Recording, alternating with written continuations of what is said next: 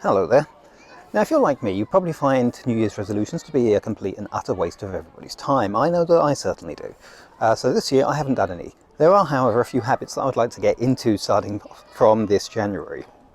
The first is that last year I got a particularly bad report from my annual health examination that's basically said that my liver was collapsing in on itself, and it was either because of too much drink or it was because I was too fat. So obviously I did the sensible thing and tried to lose a lot of weight quickly.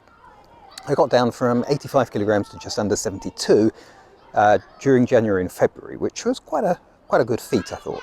But then of course we had the COVID shutdowns, which meant I was stuck at home every day until pretty much the end of the year, and trying to keep that weight off proved extremely difficult.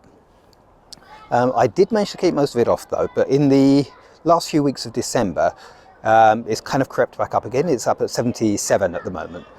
And that's mostly because the last few weeks I've been unable to leave the house, period. Other than, popping next door or popping to the family home. But then it's just sitting around all day long doing nothing because my daughter broke her foot. But thankfully that's been given the okay now, so we can get out and about a little bit more. So it's up at 77 at the moment. My goal for this month is that by the time I go back to next Tuesday, I want it down below 75, and then back down below 72 by the end of the month. I think it's very doable, but it's going to require a little bit of discipline and quite a lot of time spent just walking very, very, very long distances, which is something I've gotten used to doing over the past year.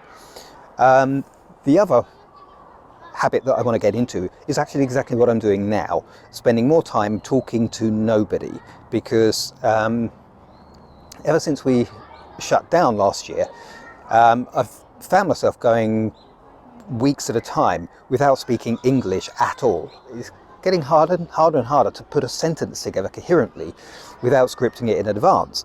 I mean, writing, that's fine, but actually speaking the words, it's like in my head I can see all of the words that I need to say, but they're in the wrong order, and the one word that I really need is just not there.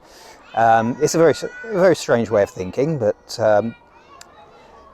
I think if I can practice talking like this on a day-to-day basis, then I might be able to gain some of my sanity and ability to speak again. So, as it seems that I'm stuck in a park for the next couple of hours while Little Un goes around and does her own thing, I figured I might as well get some exercise out of it. I've so far walked the entire perimeter of this park about 30 or 40 times. It's been at least 2 hours worth of walking, and it seems to be doing the trick. According to my Fitbit calculations, I have burnt off more than 1,000 calories. So at about 7,000 calories per kilo, yeah, it's a start.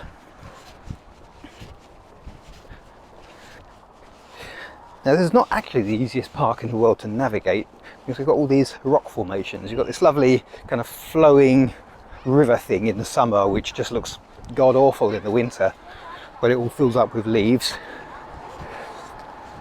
And you've got a variety of children's play equipment that nobody ever plays on. They're too busy just climbing it and using it in inappropriate ways that will probably end up breaking their necks. Got a sand pit, which is not filled with sand at all, but some variant on mud. In fact, it's actually indistinguishable from what I'm walking on now. Oh look, little mud castles. And that's almost a full perimeter, about 200 steps each. I'll just keep this up until Little Un wants to go home, I guess. No point wasting an afternoon, is there? Oh, see, that's probably quite pretty in the summer, isn't it? It's got It's all connected up to a fountain system, so the water actually flows around it and then gets recycled and flows back around it again. They turn it off at night.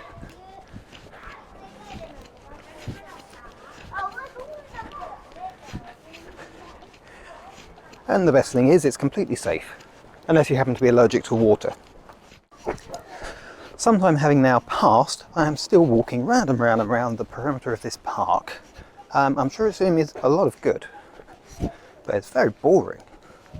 But with that said, tomorrow and the day after and the day after that, I've got the whole day to myself. So I'm going to be going on a grand adventure somewhere. I haven't quite worked out the route yet, but I'll figure that out tomorrow. Probably going to head into Tokyo, go to the other side of Tokyo, then possibly pop down to Kanagawa from there, and end up in a neat circle some 25 miles later. See how that works out.